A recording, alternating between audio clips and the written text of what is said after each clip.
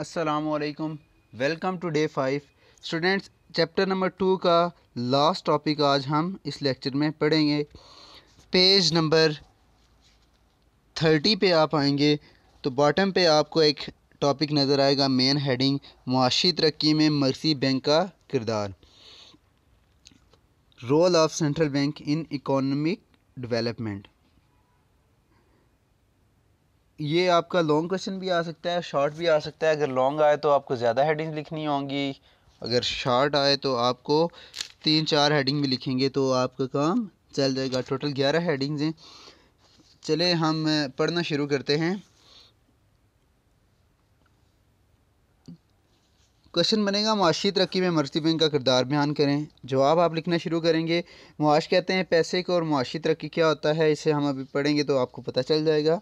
मरकज़ी बैंक के क़याम का बुनियादी मकसद मुआशी तरक्की, इकनॉमिक डेवलपमेंट का असूल है। अब इकनॉमिक डेवलपमेंट क्या है? अवाम का मेयार ज़िंदगी बुलंद करना। अवाम का मेयार ज़िंदगी बुलंद करना यानी जिस तरह अवाम ज़िंदगी गुजार रही हैं, जितना उनके पास रोज़गार है, जितना उनके पास उनकी आमदनी है, उसको बढ़ाया जाए और वो पहले से बेहतर तरीके से ज़िंदगी गुजारें, उनका ज़िंदगी गुजारने का तरीका बेहतर हो। मुआशी इस्तेकाम कहते हैं जी कि इकनॉमिक स्टेबिलिटी, मुल्क में रोज़गार की जो सतह है वो बरकरार रहे। लोग ऐसा ना हो कि लोगों की जॉब्स जा रही हों, तो इस सतह को बरकरार रखना भी मरकज़ी बैंक का काम है। और मुआशी फलाह में इजाफ़ा करना। इकनॉमिक वेलफेयर से मुराद ये है कि वो लोग जो कारोबार करना चाहते हैं, मैं एक एग्जांपल दे रहा हूँ इकनॉमिक वेलफेयर कैसे करता है मरकज़ी बैंक। तो वो लोग जो कारोबार करना चाहते हैं लेकिन उनके पास पैसे नहीं हैं कारोबार करने के लिए, तो मरकज़ी बैंक एक पॉलिसी बनाता है। चूँकि मरकज़ी बैंक आवाम से डायरेक्ट लेन देन नहीं करता, इसलिए तजारती बैंकों की मदद से वो उन लोगों तक कर्ज़े पहुँचाता है। उसके अलावा जो मुख्तलिफ़ सेक्टर हैं, education, health sector, industrial sector, agriculture sector, उनको कर्ज़े देता है ताकि वो बेहतर तरीके से काम कर सकें। इसे कहते हैं इकनॉमिक वेलफेयर। इसके पेश नज़र मरकज़ी बैंक मुआशी तरक्की में अहम किरदार अदा करता है, जिसका अंदाज़ा दर्ज झैल बातों से बखूबी लगाया जा सकता है। आगे हम पॉइंट पढ़ते हैं कि कौन कौन से पॉइंट हैं जो इस बात को साबित करते हैं कि मुआशी तरक्की में मरकज़ी बैंक का एक अहम किरदार है। इसकी पहली हेडिंग है हुकूमत की मदद। मरकज़ी बैंक मुआशी तरक्की में जब किरदार अदा करता है तो सबसे पहले वो हुकूमत की मदद करता है। हुकूमत को मुख्तलिफ़ प्रोजेक्ट्स के लिए मालियात यानी कि पैसा फ़राहम करता है। अगर कोई ऐसे हालात आ जाएँ कि मुल्क को पैसे की ज़रूरत पड़ जाए तो मरकज़ी बैंक हुकूमत को शॉर्ट टर्म और लॉन्ग टर्म के लिए यानी अरसा कलील और अरसा तवील। शॉर्ट टर्म होता है स्टूडेंट यूजली जो 1 साल से कम के कर्ज़े होते हैं, और 1 साल से ज़्यादा के जो कर्ज़े होते हैं वो होता है लॉन्ग टर्म या तवील मुद्दत कर्ज़ों में आता है। इसकी डेफिनेशंस मुख्तलिफ हैं। बाज़ इकोनॉमिस्ट कहते हैं जो 3 महीने तक जो कि कर्ज़े शॉर्ट टर्म में आते हैं, उसके बाद फिर मिड टर्म में और फिर लॉन्ग टर्म में। लेकिन आप इसी तरह याद कर लें कि 1 साल से कम के कर्ज़े जो होते हैं वो शॉर्ट टर्म में आते हैं, उन्हें कहते हैं कलील मुद्दत के कर्ज़े, और जो 1 साल से ज़्यादा के कर्ज़े होते हैं उन्हें तवील मुद्दत के कर्ज़े कहा जाता है। उसके अलावा हुकूमत को माली मशवरे भी देता है। देखें जैसे अगर करंट सिचुएशन की बात करें तो कोविड-19 की वजह से, कोरोना वायरस की वजह से बहुत सारे मुल्क में लोग बहुत सारे बेरोज़गार हो रहे हैं, और हुकूमत ने एक ऐलान किया है कि हम हर घर को जो है वो लोग जो मुस्तहिक हैं उनको 12,000 रुपीज़ पर मंथ हुकूमत पे करेगी। तो ये जो है ये मरकज़ी बैंक ने हुकूमत को मशवरा दिया होगा। मरकज़ी बैंक ने उनको बताया होगा कि आया आपके अकाउंट में इतने पैसे हैं कि आप ये प्रोजेक्ट कर सकते हैं या नहीं। तो अगर उनके पास हुकूमत के पास पैसे कम होते तो वो यकीनन हुकूमत मरकज़ी बैंक से कर्ज़ा लेकर ये प्रोजेक्ट कर रही होगी। बहरहाल कुछ भी है, मैं उम्मीद करता हूँ कि आपको हेडिंग समझ आ गई होगी। नंबर 2 है तजारती बैंकों की निगरानी। मैं एक बार फिर बताता चलूँ कि स्टेट बैंक या मरकज़ी बैंक किसी भी मुल्क में एक ही बैंक होता है। वो अवाम से लेन देन नहीं करता, वो हुकूमत का बैंक होता है। मरकज़ी बैंक हुकूमत का बैंक होता है। मरकज़ी बैंक करेंसी नोट जारी करता है, और मरकज़ी बैंक तजारती बैंकों की निगरानी करता है। ये होता है मरकज़ी बैंक। तजारती बैंक कौन सा होता है? तजारती बैंक होता है जी जो लोगों से अमानतें वसूल करता है और आगे कर्ज़े जारी करता है, यानी कि उसका लेन बराह रास्त आवाम से होता है। जैसे कि HBL है, बैंक अल-फलाह है, द बैंक ऑफ पंजाब है, बैंक ऑफ खैबर है, यूनाइटेड बैंक है। ये सारे बैंक तजारती बैंक हैं। लेकिन जो हुकूमत का बैंक है वो है स्टेट बैंक ऑफ पाकिस्तान, जो कि एक मरकज़ी बैंक है। ये फ़र्क आपको पता होना चाहिए कि मरकज़ी बैंक एक बड़ा इदारा है, एक हुकूमत का इदारा है जो तमाम तजारती बैंकों की निगरानी करता है। तो तजारती बैंकों की निगरानी, मरकज़ी बैंक तमाम तजारती बैंकों की कारोबारी सरगर्मियों पर कड़ी नज़र रखता है। ये उनके आखिरी पनाहगाह यानी कि जब भी एक ज़रूरत पड़े तजारती बैंकों को कर्ज़े की, तो मरकज़ी बैंक कर्ज़ा जारी करता है, उनको माली मुश्किलात से निकालता है। नीज़ तजारती बैंकों के सरमाए का मुहाफ़िज़, यानी कि जितने भी तजारती बैंक हैं वो मरकज़ी बैंक के पास हम पढ़ चुके हैं कुछ कैश रिज़र्व रखाते हैं, यानी कि अगर जितनी भी अमानतें, जितना भी पैसा तजारती बैंक के पास है उसमें से कुछ हिस्सा तजारती बैंक को लाजमी मरकज़ी बैंक के पास जमा कराना पड़ता है, जिसकी मरकज़ी बैंक हिफाजत करता है और उन्हें हिसाबगार की सहूलत फराहम करता है। हिसाबगार भी हम पढ़ चुके हैं। पॉइंट नंबर 3 है खसूसी मालियाती इदारों का कायम। खसूसी मालियाती अदारे वो इदारे होते हैं जो किसी ख़ास डिपार्टमेंट के लिए या किसी ख़ास सेक्टर के लिए बनाए जाते हैं। वो सिर्फ़ और सिर्फ उसी सेक्टर के लिए काम करते हैं। मैं एग्जांपल देता हूँ कि सनती बैंक, तो सनती तरक्याती बैंक अगर एक खसूसी मालियाती इदारा है जो मरकज़ी बैंक ने बनाया है, वो इसलिए ताकि सनतों को तरक्की हो। ज़राई तरक्याती बैंक इसलिए बनाया है ताकि ज़राअत को तरक्की मिले। इसी तरह जो है वो बहुत सारे कंस्ट्रक्शन के लिए भी स्टेट बैंक ऑफ पाकिस्तान ने कुछ बैंक बनाए हैं जो कंस्ट्रक्शन की इंडस्ट्री को बूस्ट अप करते हैं। तो मरकज़ी बैंक का ये भी बहुत अहम किरदार है माशी तरक्की में कि वो खसूसी मालियाती इदारों का कायम करता है, क़याम करता है, ताकि वो एक मुख्तलिफ़ सेक्टर्स को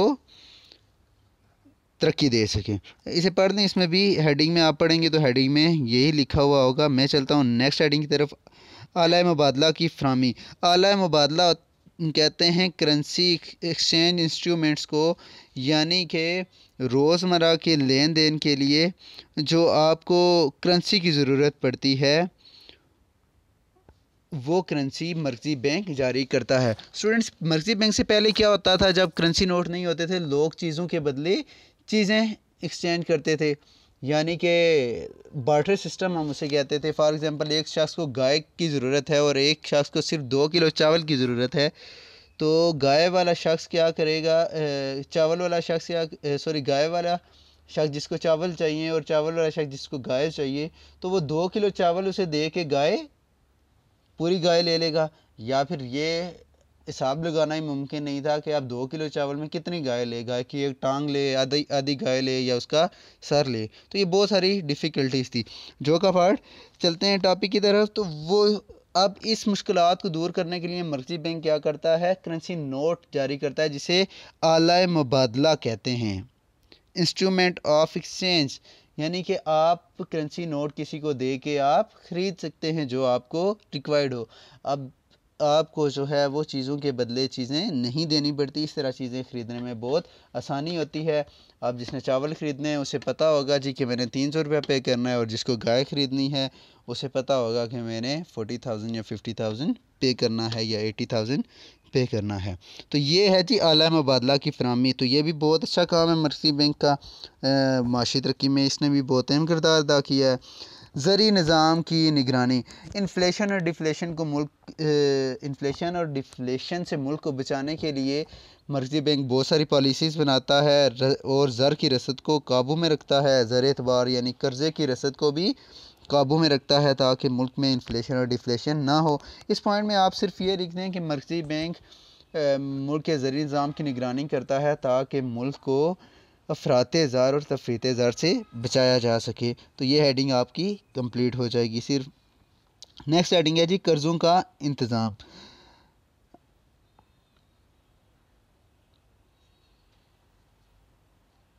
स्टूडेंट्स, ये 5 हेडिंग्स फ़िलहाल आप कर लें शॉर्ट इस क्वेश्चन में कि